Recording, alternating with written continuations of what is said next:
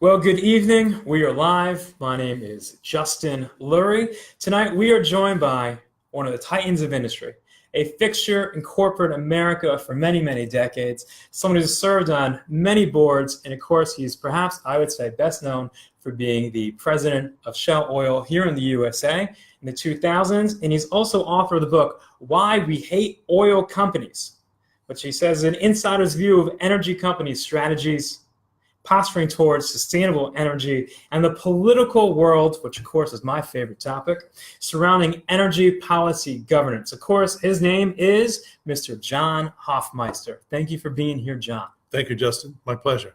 Okay, we will touch on a whole bunch of subjects tonight, and as people lock in, I see already people here now, you can send questions at any time. Let's see, I'm just checking to make sure we get this thing live here. I will be reading questions and comments, relaying it back to John. Let me give you the quick background on John. He started his career in 1973, back at General Electric. I thought this kind of interesting. He was the General Electric lighting business, international marketing and sales department. I thought if you can go back to 1973 and say, okay, now we start on lighting, and now we're going to end up the president of Shell. John, before we went on the camera, he told me he travels 80% of the time around the world to some of my favorite cities, places I used to live, Australia, to England. He's in New York, to a place I almost moved to, D.C. But I wanted to go back to his history as we get into it. All right. Where's the other part in there? All right. He was with GE, locomotives, telecommunications, factory automation, and electric motors. Are you following GE today? I am, yes, with tears in my eyes. GE has really suffered mightily from some very poor decisions that I think seriously affected the bottom line. But after 15 years with GE, the DNA is in your blood. And while I never wanted to go back to GE once I left, I missed GE every day of my life and still do. It's a wonderful organization with a very deep culture. And I'm very sad for the people of GE and for the investors. For the first time in my life, I don't own GE shares. And I'm very sad about that. But GE lost its way. Other companies have lost their way. I don't know that they will find their way back in the same manner in which GE was once such an established institution in this country. But GE's problems really started back with Jack Welch when he put too much of the portfolio into GE Capital and ran the company as more of a financial institution than an industrial institution. And then Jeff Immelt, of course, with the crash of 2008, 9, 10, gave up most of the capital side of the company, the financial capital side, reindustrialized. And I think he paid too much money for his industrialization, especially in the oil and gas and the energy field. Buying Alstom, I don't think he recognized how difficult it is to do business in France and having all those French assets and French obligations. And then I was with a company that GE acquired in the oil and gas world, and we made them pay the absolute highest price. And I think he did that with a number of the acquisitions, including Baker Hughes. And I think it just really damaged the ability of the company to earn what investors were looking for. So I'm sad, and I hate to see the portfolio being shaven and restructured the way it is, because it really does end GE as we knew it. But it is what it is. You move on. Were you surprised when they dropped at the Dow 30? I went through that at Shell. You know, Royal Dutch Shell was once upon a time in the Dow. And I remember it was 1998 or 99, I forget which, when we had $10 oil. And Shell was dropped from the Dow. So I know what happens. I went through it. But frankly, we didn't miss a beat at Shell. And that's not a big deal with GE. They'll move on from that. I've been trying to figure out how to see the comments on the tablet, and that's why I keep checking. I keep checking it. So sorry if I seem a little bit distracted. I didn't mean to seem rude. I'll just keep talking. But I finally figured out how to see it, but we're getting... I used to tell my staff that my speechwriter used to write for Fidel Castro. So I'm used to talking for 4 hours at a stretch. So I have no trouble talking while you're distracted. Chavez would be very proud. A guy who do 20 hours at a time. All right, about GE. Also, John was also the chairman of the Greater Houston Partnership here in Houston, which is a great title. Do you remember what was the big crowning achievement during the years you were ahead there? Well, there was a big school bond issue that the Greater Houston Partnership normally just blessed. Anything having to do with education, the Greater Houston Partnership would just bless it. And this goes back to 2007, 2006 timeframe. And there were many of us on the Greater Houston Partnership very unhappy with the leadership of HISD. And so we didn't endorse the school bond issue until the Friday before the election, which really distressed the school board itself. But I'll tell you, we were lied to by the superintendent of schools in that era.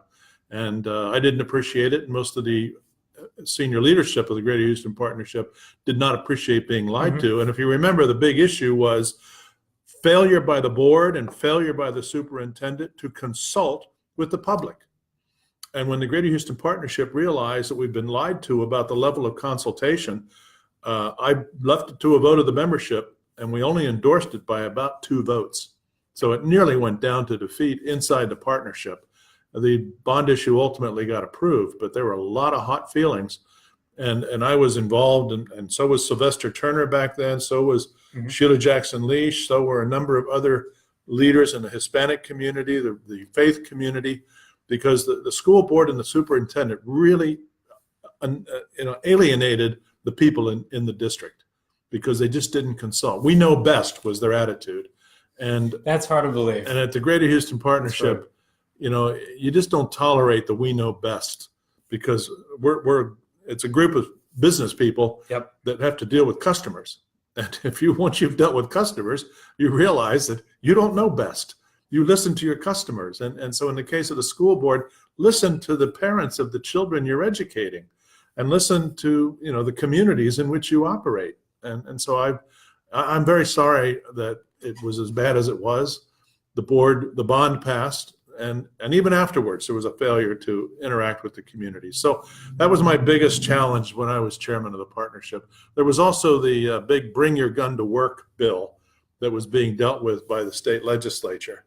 And I'll tell you, as an industrial business leader, I'm not going to, take issue with, the Second Amendment rights of people. That's for every individual to decide. But as the head of refineries and the head of pipelines and the head of huge numbers of office people, the last thing I want to have to deal with is somebody in distress who's brought his gun to work that day and he decides to use it on his own fellow staff, because that's what's happened in numerous places around the country. And the idea of the Texas legislature legalizing Bring Your Gun to Work, oh my goodness, are they for real? And so I had to deal with that issue. Fortunately, it did not pass during my tenure, but it passed later. Good segue to oil. The way yeah, that's a natural. Guns and oil, all about Texas. The way I got to know John is through the API, the American Petroleum Institute. John was a board member in API Washington, the big board, whereas I'm API board here in Houston. So John actually, he came to a great luncheon we had a couple months ago now, wasn't it? It was in May, to honor our outgoing chairman, Jack Gerard, which was a good time. And I guess you must have worked with Jack for a number of years. I was there when we recruited Jack to replace his predecessor, Red Cavaney, at the API. And so we had great leadership from Red Cavaney, and then 10 blessed years of leadership from Jack Gerard. Did a very good job. Have they named the successor? Yes. He comes from outside the industry. I guess they lost my phone number. But he knows Washington very well. Oh, that's what we are. We're a lobbying group. Okay, and then last bit of bio I want to share about John, because I think it's so fascinating. He is a product of Kansas State University. Not a big football program there, I bet, but he has a bachelor's, he has a master's, and then something that I thought was very, very cool, the Doctors of Letters degree. Oh, wait, I do have that wrong. I'm sorry. That's from U of H? No, and Kansas State. Oh, I'm from Kansas State. I've been honored by both universities to receive a Doctor of Letters from University of Houston and Kansas State University. And I love both institutions. Does that mean you get better football tickets? If I want to. All right, no. But I'm rarely available on Saturdays because I travel so much. It's usually a travel day for me because I've been busy somewhere on Friday in DC or New York or over in the UK or in Spain or wherever else I've been.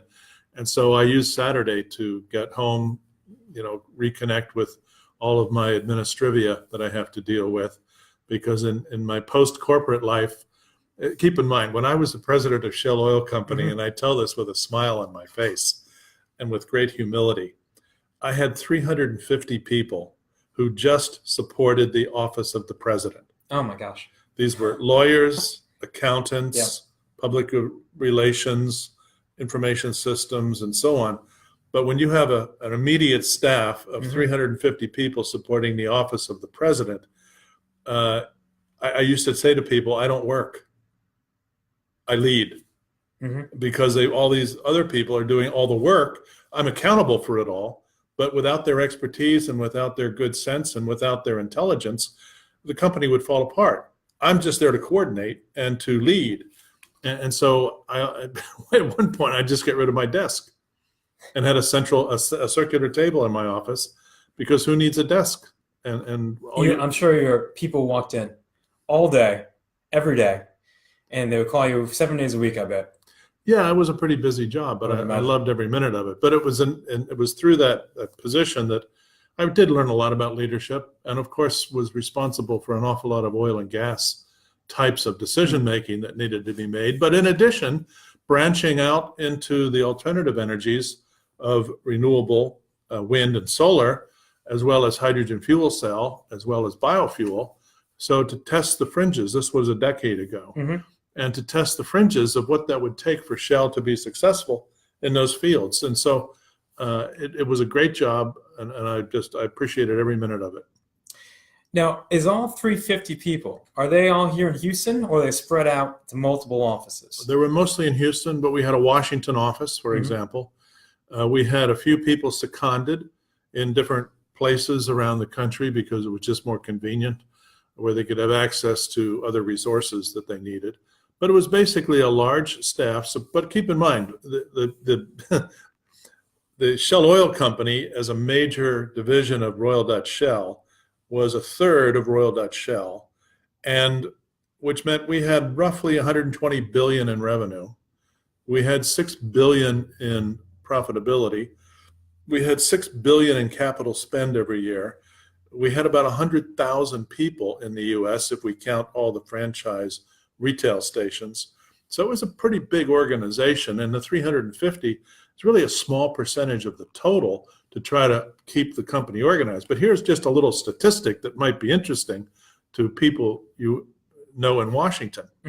When we did our long tax form each year, when we took it to the IRS, we needed 2 tractor trailer trucks to carry our long form Internal Revenue annual tax report. Do they ask you to e-file after that? No. And they ask you to put your pen in? We asked to e-file. Yeah. But no, they wanted the details. And so it took 2 tractor trailer trucks back to back, fully loaded, to deal with all of the tax form. So in the 350 people, we had about 100 tax accountants and tax attorneys who had to do all of this. Plus we had to file taxes in all 50 states. State taxes. And of course, in many municipalities, we had to file taxes as well. This is reason number 10,000 why we should have a consumption tax and eliminate the income tax and the corporate tax.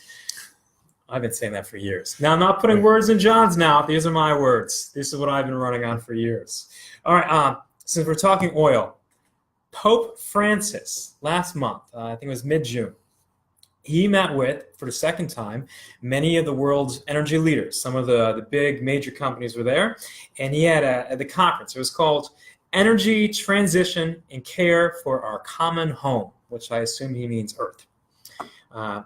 So the big question that I would ask you, does access to affordable energy, does it bring people out of poverty, or does climate change move the poor two steps back? Well, let's look at it this way. There are roughly, 7 billion people on Earth? Mm-hmm. About 3 billion people have all the energy they need. Like in the US, Europe, OECD countries generally have all the energy that it takes to live a high quality life. And we still have poor people in the OECD countries who really hardly know how to keep ends together. There are 2 billion people on Earth who have some energy, but not the kind of energy the 3 billion have. And then there are 2 billion people on Earth who have no energy. They cook with dung or charcoal or sticks or whatever grasses they can find nearby. They live in utter dire poverty. When the sun goes down, the lights are out. And when the sun comes up, they have light again. And they are uneducated, they're malnourished, they struggle for clean water. I mean, the dire poverty that you experience in third world countries is almost unrecognizable in the United States of America. So here's the Pope saying, forget about those 2 billion people that are living in utter dire poverty because they live in risk of climate change. Well, I'll tell you, oil and gas, along with other forms of energy, bring people out of poverty because the 3 billion that have all the energy they need and have a quality of life that I'm sure enables life to proceed in what we consider normal, and the other 2 billion that have some energy, they wouldn't have the life they have if it weren't for energy. It's about the molecules and the electrons. Molecules and electrons power everything we do. And who is he, and I don't mean to be anti-Catholic or anti-Papist, but who is he to decide what's right for the 2 billion that have nothing and the other 5 billion? And we're on our way to 9 billion people, by the way, between now and 2040, 2045. So the 9 billion. So I was on the Stuart Varney program on Fox Business about when that meeting took place. Yep. And he asked me point blank, what did I think of Pope Francis talking to the senior business leaders of the oil and gas industry about climate change and how they needed to divert what they're doing. And I said, well, there's a quote in the Bible that I recall from many years ago, that you render unto Caesar that which is Caesar's, and you render unto God that which is God's. I think the Pope should stick to his knitting. Because what he does not know is the entirety of the climate change story, or at least he's not saying that by singling out the oil and gas people.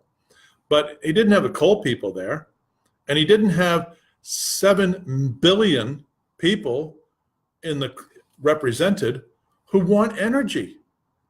And the naivete to think that somehow we can move away from oil and gas in any kind of a meaningful way and maintain the health, the nutrition, the quality of life, whether it's the clothes we wear, the medicines we take, the electronic devices that we use, the intelligence that comes from all the technologies associated with oil and gas, the advances in the human condition that come from energy.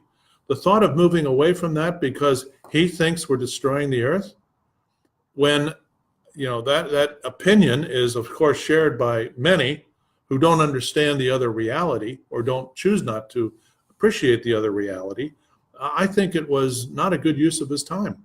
That's the kindest thing I could say. Political capital wasted. I think that's the easy way to put it. So in regards to energy, what steps can be taken today to lift, let's say, that 2 billion to 4 billion people out of poverty into a suitable standard of living? Well, there are 10 sources of energy: coal, natural gas, oil, nuclear, hydropower, wind, solar, hydrogen as an energy carrier, geothermal, and biomass. All 10 will be necessary in the world of the future. Then we need the infrastructure. We need the steel in the ground, the pipelines, the transmission lines, all of the other kinds of infrastructure necessary. We also need the regulatory world, which is part of the infrastructure, the rules of the road, the laws, the regulations, etc. And we need environmental protections, because some of these sources of energy are nasty, dirty, and need to be dealt with in a sustainable way. I think there are technologies available to deal with coal in a sustainable way, oil in a sustainable way, natural gas in a sustainable way, and nuclear energy in a sustainable way, But we didn't know that in the 19th century when we started out on this journey, and we didn't fully appreciate it until about halfway through the 20th century. So we've only been at the environmental responsibility equation from about the 1970s onward. That's 45, 50 years. And we've learned a lot, and we're doing a lot better than we used to do. In fact, if you look at the environmental pollution in the United States today, particularly in terms of atmospheric contaminants, we're at about 1992 levels with the emissions that we're experiencing in the US today, while the economy is trillions of dollars larger, probably $10 trillion larger than it was in 1992. So we know how to deal with pollution, and we can do an even better job. And if the Pope had been focusing on what do we do about pollution, I think it would have been a far more interesting conversation than what are we doing about, stopping the earth from becoming what we don't want it to become, which we don't know what it will become. I don't think China was even invited to the papal only forum. The dirtiest country in the world, so not invited. With very, very limited plans to clean up the act, because their concept is, we're far behind, we can bend the rules until we catch up. Well, one of the things I would say about Pope Francis is that he grew up in Argentina. He is Argentinian. I do believe in the old expression, you are who you are based on what you knew when. So as he grew up with a very strong anti-capitalist mindset, which was true of the church in South America and in Argentina. And I don't think he's a particular fan of capitalist companies. But, he didn't invite the major Chinese companies, which are many of them bigger than the companies he invited. And I would argue 1,000 times over that the oil and gas industry has lifted many, many more people out of poverty than any aid program has ever done. Yes. Without a doubt. That is true. Which I think is a good segue to the group that you've created the last couple of years, Citizens for Affordable Energy. When I learned as president of Shell, and I visited 50 U.S. cities with the top 200 Shell managers, not all at the same time, but over the course of about 2 years, we deliberately went out to visit with our customers and people who were impacted by Shell in 50 different U.S. cities. And the whole point was to make an explanation of what we do, how we do it, why we do what we do, and to explain what at the time were very seriously high gasoline prices, and to try to help people understand what needs to be done in order to have lower gasoline prices, lower energy prices, and also what it takes to have a more sustainable energy future. And Shell has been focused on sustainability from the late 90s until the present. So it has a good bit of experience in what sustainability looks like in a real business sense. And we wanted to help convey that. And so when I retired in 2008 from Shell Oil, I felt my journey is not over yet.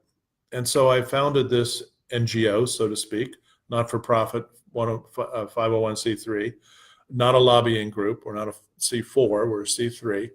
And the whole idea was to help grassroots citizens better understand energy. That was 10 years ago. Still working on it, still doing it, still funded, but not big funding. I don't look for big money. We're a virtual organization. We don't have any paid staff. We don't have any paid rent. We work virtually. We have ambassadors in multiple states who try to carry our message forward. We have a website, Citizens for Affordable Energy. We don't put a lot of money in the website. The website is not where the action is. The action is in face-to-face interaction with grassroots citizens wherever they happen to live. That's why I travel 80% of the time.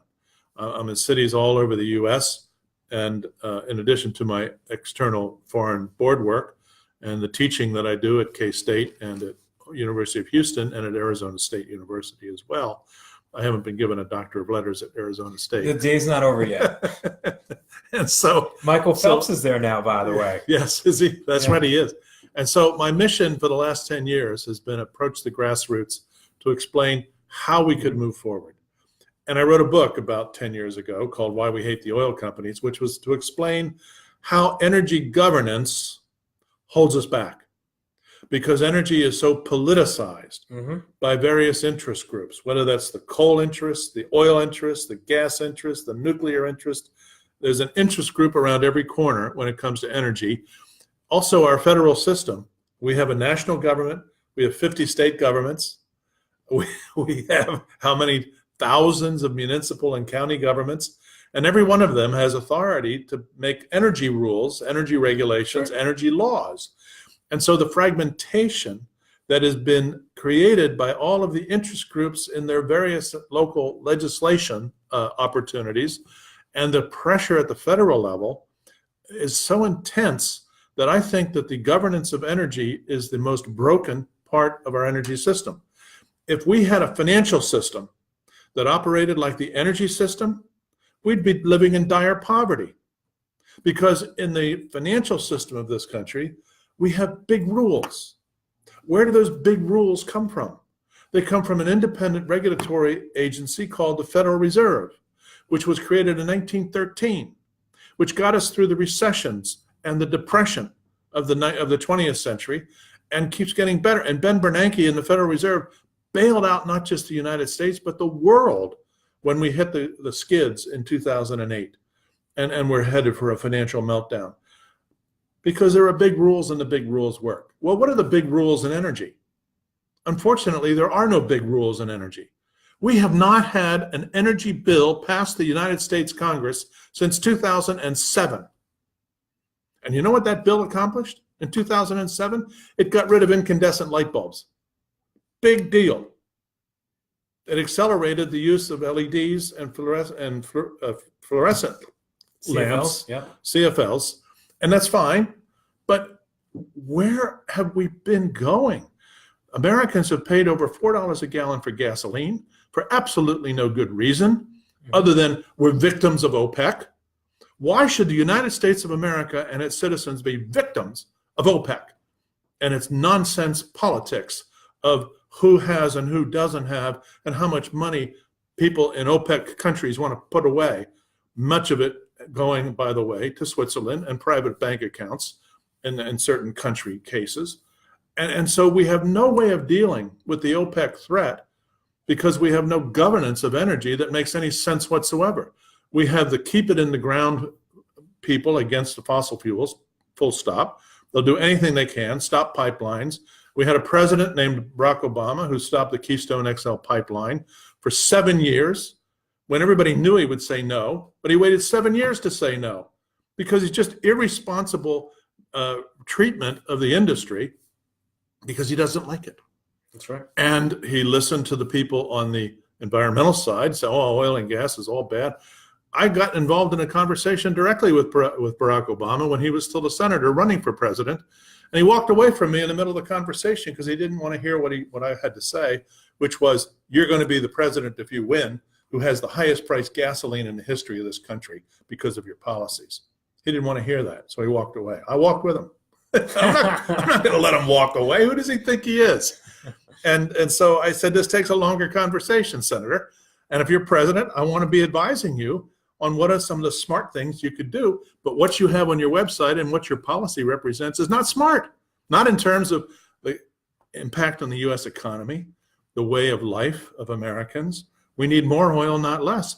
OPEC will wipe your credibility, just wipe it out. Mm-hmm. And so that's what happened. At any rate, I can get really emotional and really excited about the governance of energy. Yep. That's what my book is about.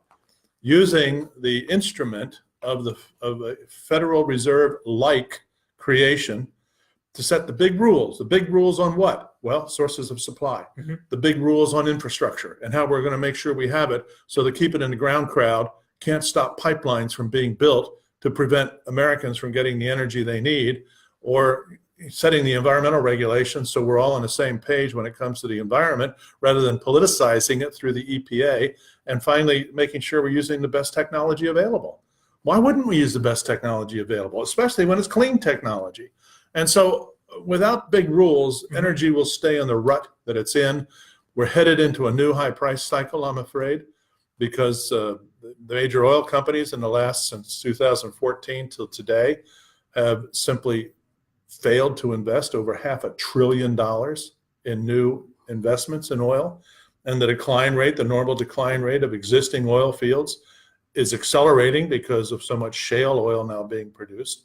So the combination of decline rates in existing fields, the failure to invest $500 billion in new projects, means that in the 2019-2021 period, we're going to be back to the very high oil prices. Well, and OPEC's not going to help us a bit because they're going to enjoy the money. They want the money. So we hit 147. Was that 2007? What year was that? Yeah, it was about 2000, and it was George Bush was still the president. So maybe 2000. So July 2006. Was it? Okay. So 12 years ago. Which was the first time, by the way, that George W. Bush actually said in public, standing next to John McCain, who was the soon-to-be nominated candidate to replace Bush, 2007, that, 7, not 6, that we need more oil. That's the first time Bush said it in his whole administration, we need more oil. And a little late when you're July, before you're going to leave the next year. Remember Drill Baby Drill? That was a whole theme song in 2008. Well, that was Newt Gingrich and the Drill Baby Drill. He wrote a book. Sarah Palin was screaming it. Question came in. Will there be an updated version of the book coming soon? Or are you working on writing another book? The first book was fantastic. There you go. Thank you very much for buying it and reading it. I'm glad you enjoyed it. We'll get you an autographed copy. I'm too far removed from the actual operational side of energy now to really do a realistic update. I was thick into it back then. Not that I haven't been associated with it, but I've been peripheral. You had a staff of 350 people. But I've been peripheral in the last decade. So my next book is on leadership, and it's called The Coherent Leader.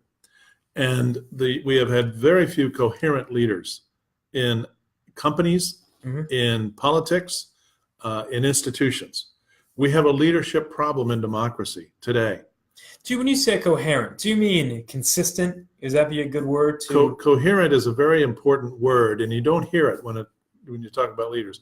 Coherent is the ability to balance all of the elements in an equation and to be predictable and consistent and mature and experienced and knowledgeable with all of that bubbling, juggling that takes place with a busy leader.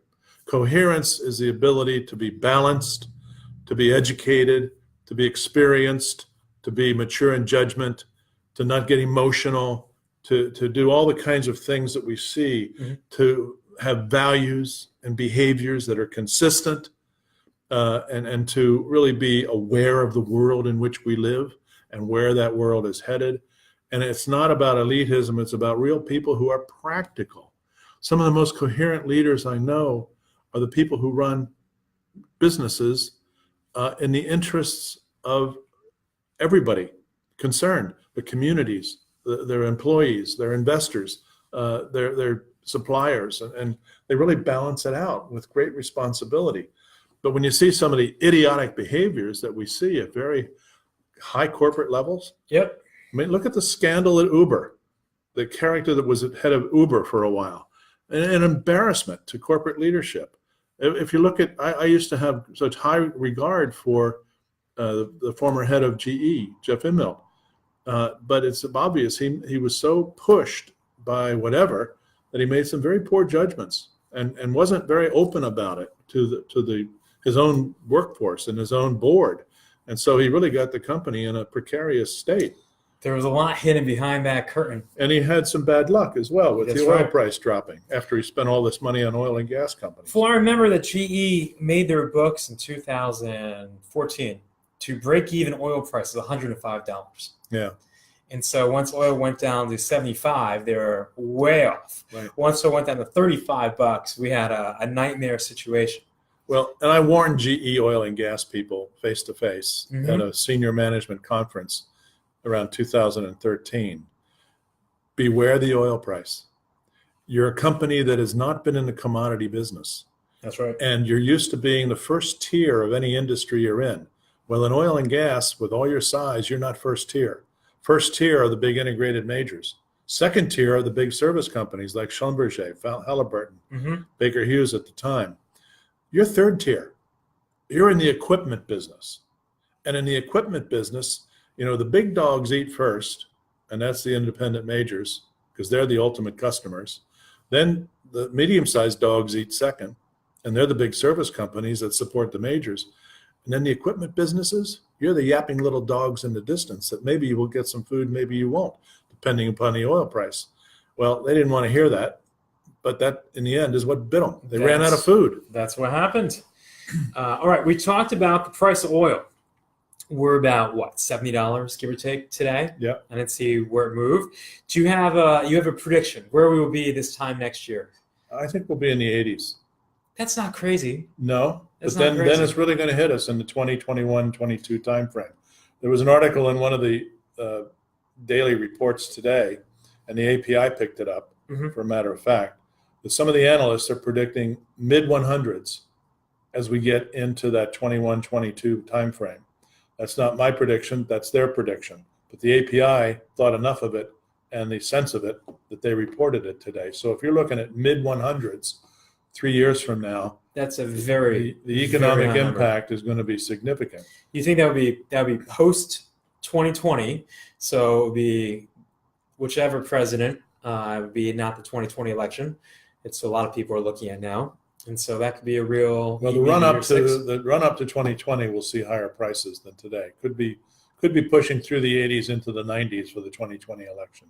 I like this question from Eric. What role will small business play moving forward? Well, small business is where the action is in this country. This is a country that is really fueled by small business. 80% of the businesses. And so I think that if the current president's program is allowed to continue, and that is the deregulatory, get off the back of business people, let them do what business people do. If that continues, I think that's a wise policy for the future. And if the tax burden is lighter than it has been, then I think that's of great value to small business. And so if I were in the world of, I have never been in the world of small business, although my supply chain was a lot of small businesses. That's right. Including some, mom and pop shops that brought food to this employee cafeteria. And so I welcome the creativity, the innovation of small businesses, but I also welcome the investment capital that comes from large companies. So large companies have that investment capital, which can fuel long-term technical programs that bring lasting change, such as the world of fracking today and the major oil companies is an incredible shift from custom well design, one after the other, where they're all custom wells, like building a car all by itself in an isolated cell, versus an automated assembly line. Because what we do now in oil fields, because we know the geology so much better, is we basically create a factory of the future drilling oil wells. And we run them all like a factory with a timetable. And if you ever saw a frack job take place, it's orchestrated in a way that everybody has a moment in time where they got to do what they got to do because we're on a schedule. And those pump trucks will only be there for the next 6 hours or 7 hours. Then they're gone. They got another commitment. So you better get it done. So it's all organized, all planned, and the number of wells per site, you're instead of one well per site, the way it used to be, then it went to 3 or 4 wells. You could have 10 or 15 wells per site now. So that's a factory. That's an oil producing factory. And so it's a very different, and that took long-term investment and a lot of digital transitioning. So we need the big companies, we need the small companies. And I think people who need to choose, where do they want to be? This question from, actually a lot of questions just came in. Quick one. Should we buy more oil and gas stock? Thumbs up, thumbs down. What do you say? Well, I don't recommend All stocks. right, don't get into that one. Okay. I would say that I have not sold my energy shares, and I continue to hold them. And yes, I wrote it down. I'll write it back up, but I'm not a buyer and a seller. There are some drillers that I bought into at 50 cents, 75 cents a share, thinking it's going to take off. And I bought them, let's say 6-8 months ago with the oil price rising, and the stocks went down, which I was a little bit surprised about. But a quick story on that. I bought a big driller, New York Stock Exchange company, and I bought, we're just talking minor, I'm not an institutional guy by any means, so I just bought my own personal portfolio. In about half hours I bought the stock, the CEO called me on my cell phone about something totally unrelated. And I thought, that's a once-in-a-lifetime opportunity. I mean, can you imagine if you bought Walmart stock and then the CEO of Walmart calls you? I mean, it's ridiculous. Right. Funny little thing. All right, Rick Walker, great guy. He says, what should be in tax bill number 2, the one that Kevin Brady is collecting or creating? I didn't get a chance to hear what was reported today. Did Brady have his announcement today? I don't know. So I'm unfamiliar with that, but what was predicted was that making the existing tax plan permanent, I think that's a good move. And I think whatever they could do to simplify the tax code. Because as you said earlier, just whether it's a value-added tax or a consumption tax or whatever, our tax codes are far, far too complex, and making it simpler can only make it better. Josh is asking, he says VCs, Josh, I assume you mean venture capital. He says, what roles do venture capital play in the development of U.S. drilling and exploration? Well, I think what I like about venture capital money is it's willing to play risk. Yep. There's a lot of risk and a lot of reward in the drilling world because we're continuing to evolve drilling. It will become ever more automated, ever more predicated on digital transformation that's affecting most industries, which means, by the way, more intelligent. And so that intelligence pays off. The real-time intelligence of knowing what you're doing in the well pays huge dividends to companies and investors. Cost effectiveness, so time. Yep. VC, but you have to be careful. There are some, I hate to say this, there are some charlatans out there. There are some people who sell more than they make. In other words, they sell their ideas, but they don't necessarily make them happen. So you have to be very careful. People think of drilling as, well, you got Shell, you got Exxon, these are all reputable companies. But there are 6,000 companies out there, 6,000 oil and gas companies in this country, that a lot of them may be just a rig, and maybe an old rig, or an email address, and that's about it. And a father and son, and maybe a couple of hired hands, and that's it. And they may be looking for your money with the best idea in town. But be careful. But I think it can pay off very well. Some people have made huge fortunes. Caveat. But I also know a friend of mine has been a billionaire 3 times. So he has always succeeded. And I'm not sure where he is today. Do you ever watch the show Silicon Valley on No. HBO? So there's one guy, he was a billionaire. He had 3 commas. And then he made some bad investments, and now he only had 2 commas. He said, what has 3 commas and 2 thumbs? He said, this guy. I wish I was a billionaire. All right, let me ask you about still oil. Do you believe in peak oil?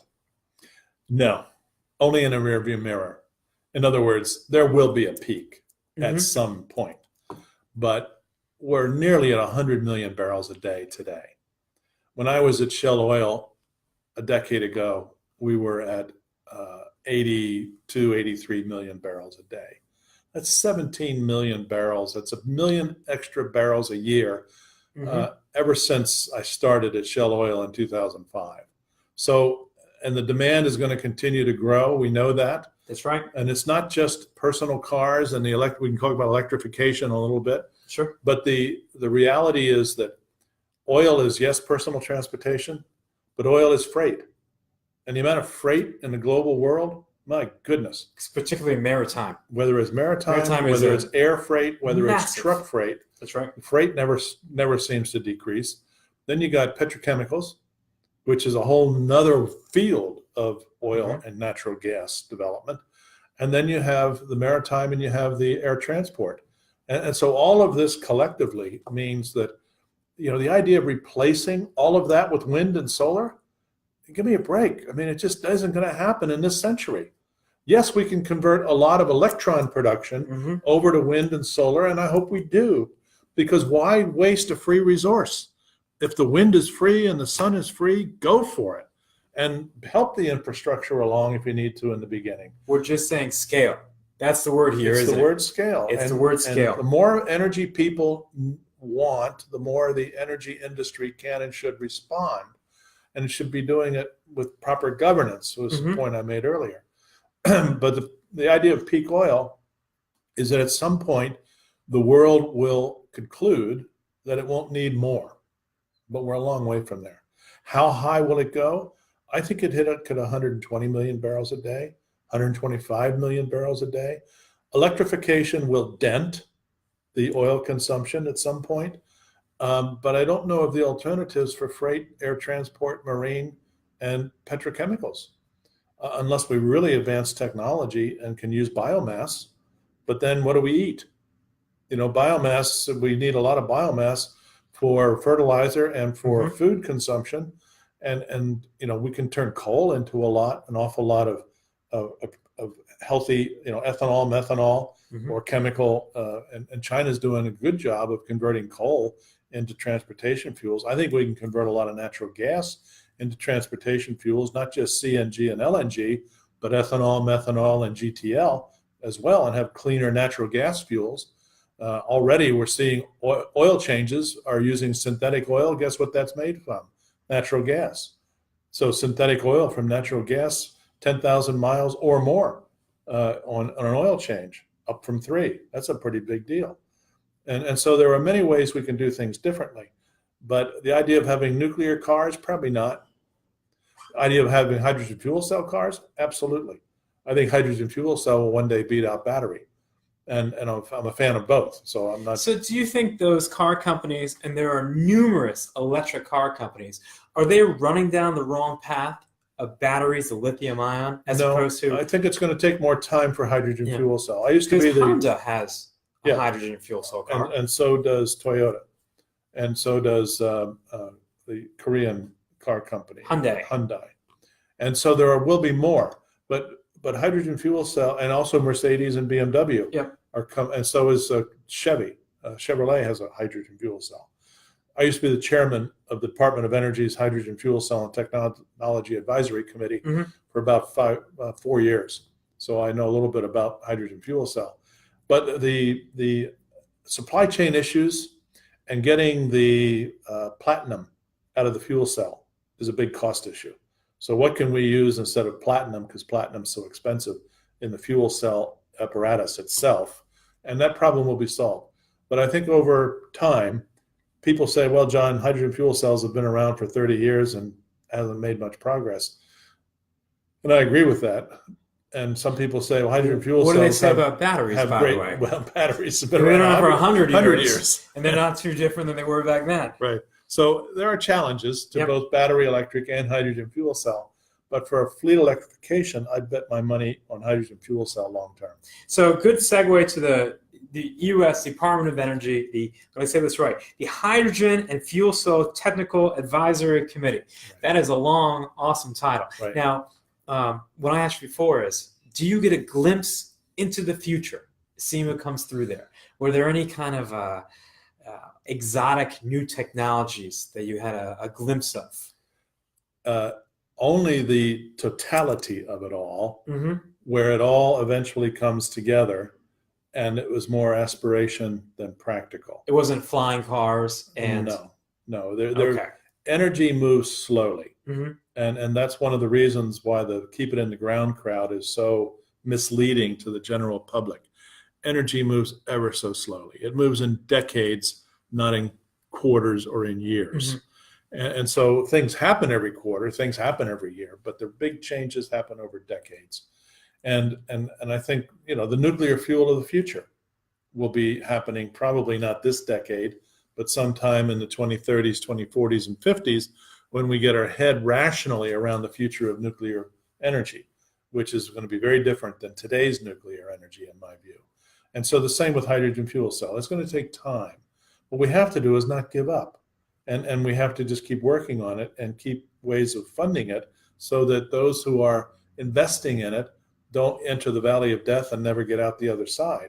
Because there will be hydrogen fuel cell vehicles, just as there will be battery electric vehicles, just as there will also be internal combustion engine vehicles. But here's an interesting, what many of your listeners may not realize. People say, well, we're going to electrify the fleet. We don't need the oil. Well, that's utter nonsense because, today there's 1 billion cars on Earth. Roughly. There's 250 million just in the US. In 2040, 2045, there's going to be 2 billion cars. That's right. On Earth. And about half of them will be electric. So if you take half of 1 billion that's electric, what's the other half? internal combustion. How many internal combustion cars we have today? 1 billion. So for people that say keep it in the ground, they are so naive and they are so incomplete in what they read and what they know and what they think about. They're just emotional and political. Yep. And emotional and political doesn't make molecules, and it doesn't put. You know what you become? Venezuela. Okay, so we haven't talked for a long time. I've really wanted to get to Venezuela. You're a world traveler. I know you've had a lot of interaction, I'm assuming, with PDVSA. I mean, where do we even start? I guess the first question is, can it resurrect itself? No, it's hopeless. It's over. It's over. Venezuela has mortgaged itself to Russia and China, borrowing money to keep themselves afloat. And they've given over their governance basically to Cuba. The extent to which Russia and China influence Cuba and influence Venezuela and influence Nicaragua and influence any other matters of governance in South America, I think I'll leave to the people who study all of that. But Venezuela's current leadership cannot turn it around. They will not be allowed to, because China and Russia ultimately want to control those assets in the ground. They want to make sure they have the final say in what happens to but PDVSA. The production is and then next to nothing. Who wants to work in PDVSA? You don't get paid. If you can get out of the country, get out. Go to Calgary. Go to Houston. Count how many Venezuelans, wonderful people, very well educated, have moved to Houston or to Calgary. That's right. Or to McMurray, Fort McMurray, in order to carry on their oil and gas careers, or they're in Aberdeen or they're somewhere else in the world. Because the corruption in PDVSA. When I was a president of Shell Oil, we sent a new telephone to our country manager every week so that he could have conversations of his business, reasonable conversation, without being traced. But within a week, they tracked him down. So every week we smuggled a phone into the country one way or another, with a traveler or somebody got it in there. So we had a new phone every week.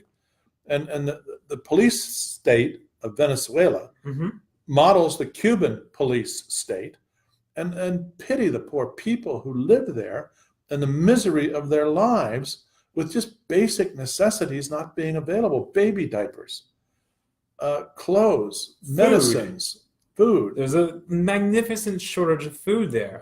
The zoos have been largely emptied because the animals have been shot for food. Yeah, no question. So the whole place is impoverished and getting worse. And either the people rebel and take out the existing leadership, or China and Russia just take over. And PDVSA becomes an operating company of CNOOC. Which might not be a bad thing. Gazprom, who knows? I mean, at least they could get some kind of revenue and buy food. And right now, you can't even get tankers in there. All the letters of credit are dead and dried up. Bit of a nightmare. So in other words, you wouldn't take the CEO job at PDVSA if they called you today? No. All right. We've been on for almost an hour, so we'll talk. I don't dislike any human being on earth to wish that on anyone. Oh, I wouldn't. I don't blame you. On last topic here, John is a regular on one of my favorite shows, Varney's show on Fox Business. I watch it almost every day, and then it's great to see a friend on TV, and it's great. I mean, all right. You also go on Today, Meet the Press, CNN, CNBC, Bloomberg, many others. And I asked you this question once before. His answer is actually quite funny. I said, well, how do you prepare to be on TV? You start training like an athlete early on, and you never stop practicing. Communicating through the public media is a combination of skill, art, and experience. You never know. I never know what I'm going to be asked.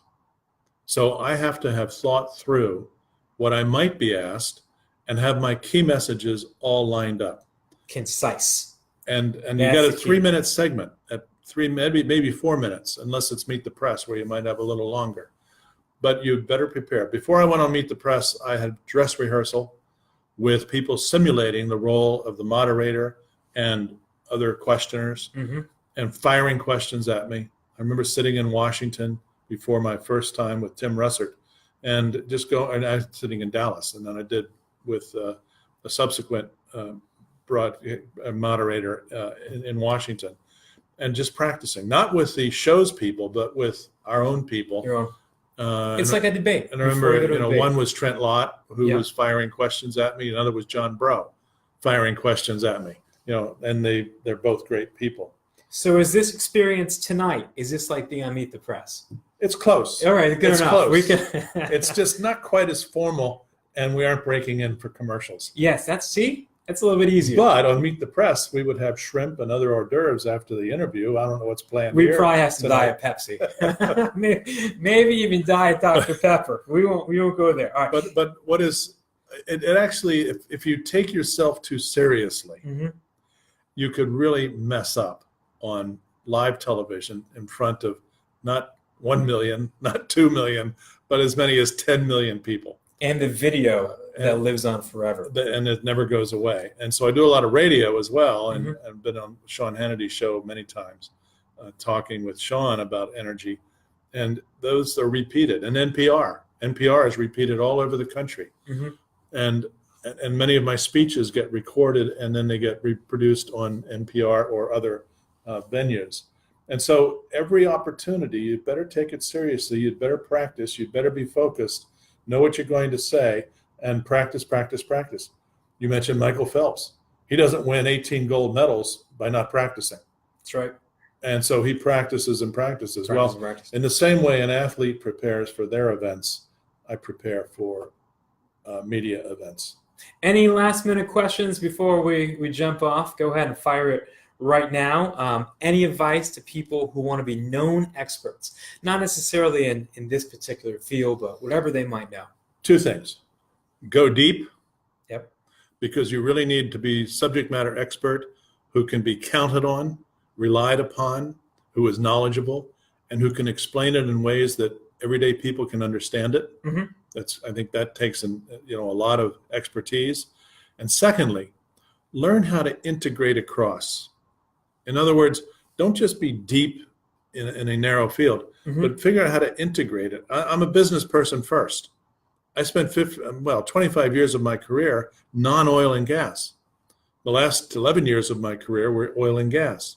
And so how could I go from non-oil and gas with 25 years of experience to oil and gas at the top of the tower with 11 years? For 11 years, it was because I could synthesize, integrate what I knew, how I knew it, and then I could go deep into oil and gas or deep into locomotive or deep into electric motors when I was in those businesses.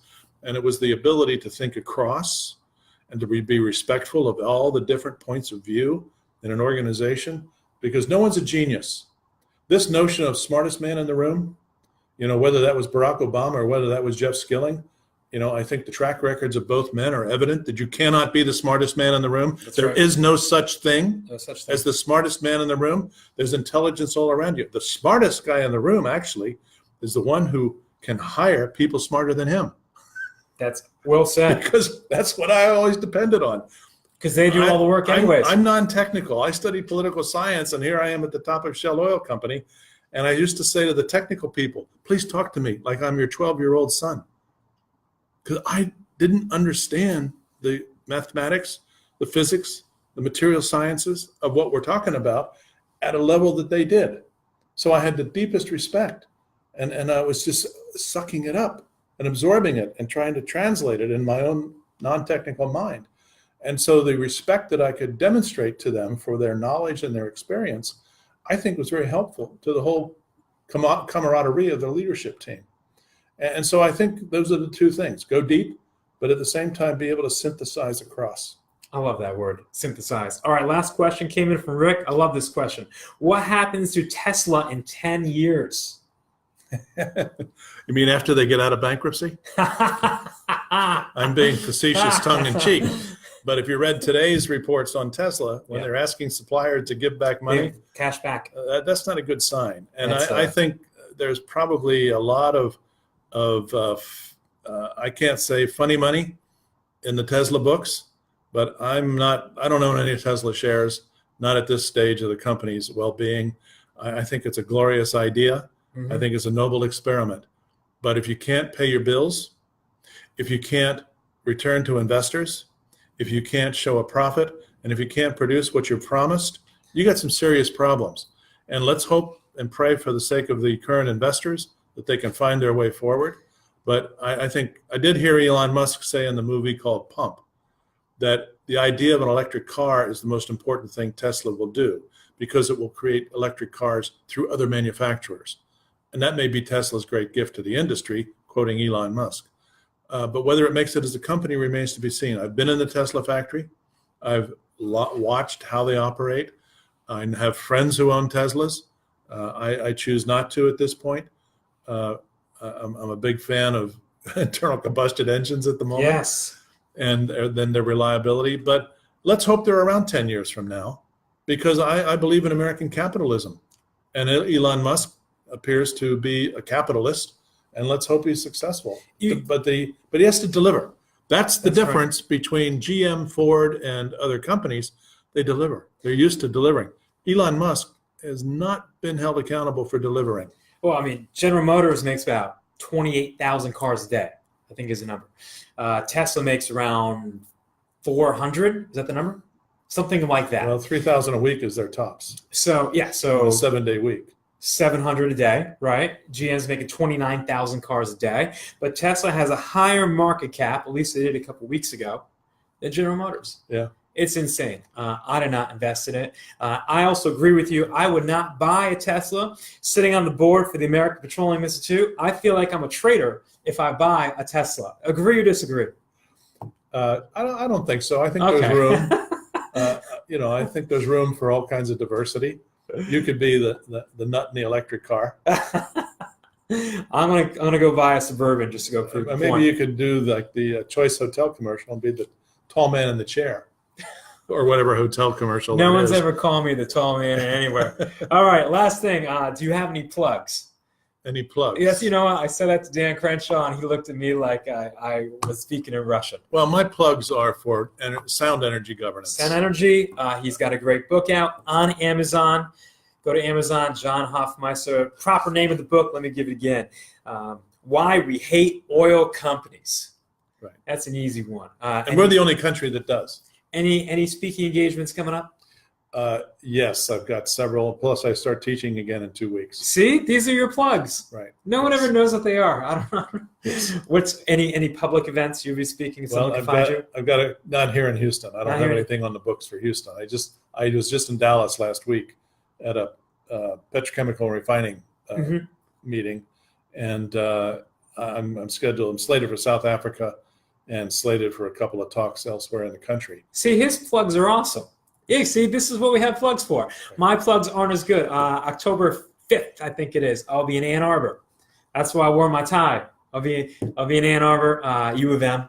They asked me to come back. They didn't give me a doctor's letters, though. That'll be nice. And they did get me football tickets. Okay. So, hey, I got to come to campus and watch football. Good. That's worth the flight, right? Yeah. Nothing else in Houston.